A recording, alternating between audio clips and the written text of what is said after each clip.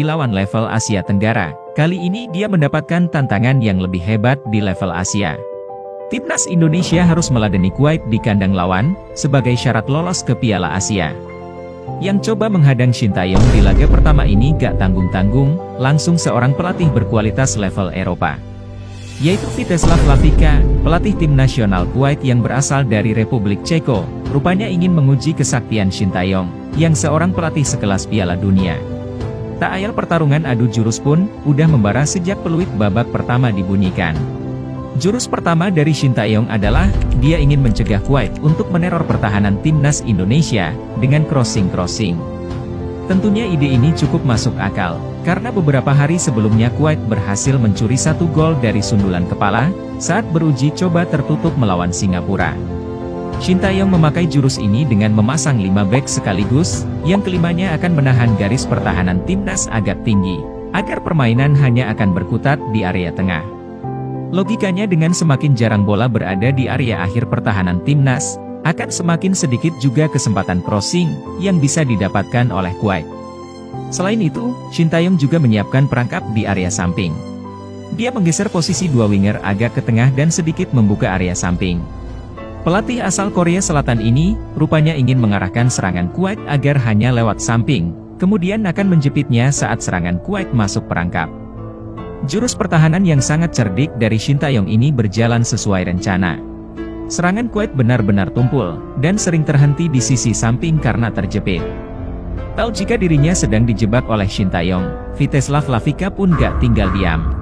Serunya dia justru ingin membongkar jurus jepitan Shin Tae-yong ini. Pelatih berusia 59 tahun tersebut rupanya menggeser pemain terbaiknya, yaitu Badr Al-Mutawa agar lebih sering berada di area kiri Indonesia.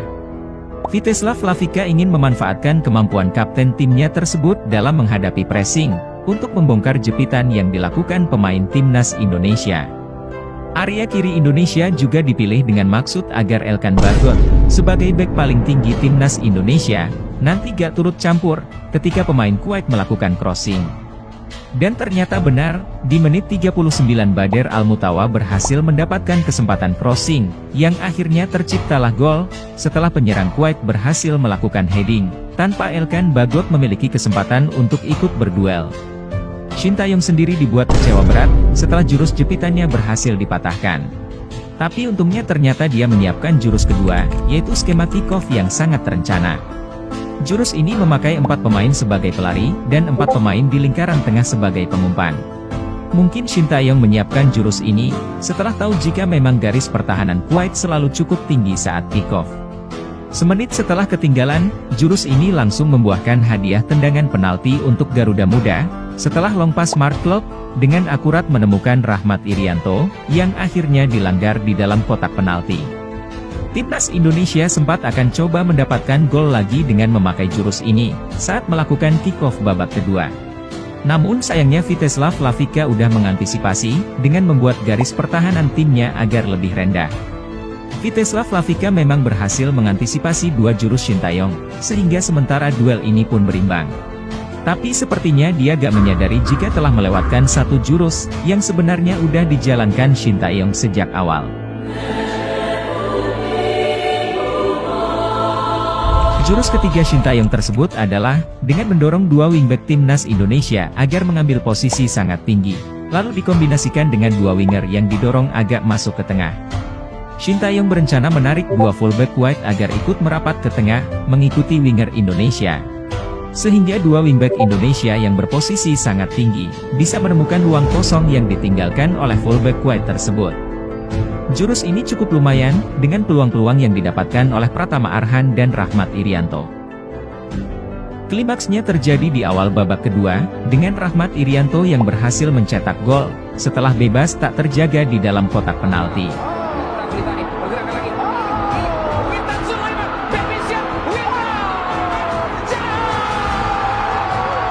Vítězslav Hlavička benar-benar kecolongan oleh jurus ketiga Shin Tae-yong ini.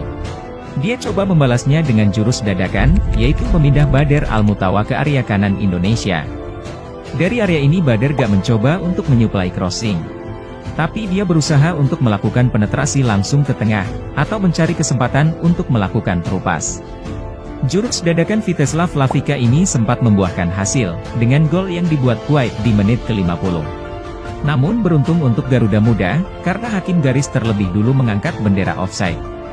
Laga pertama level Asia, ternyata masih terlalu enteng buat Shin Tae-yong.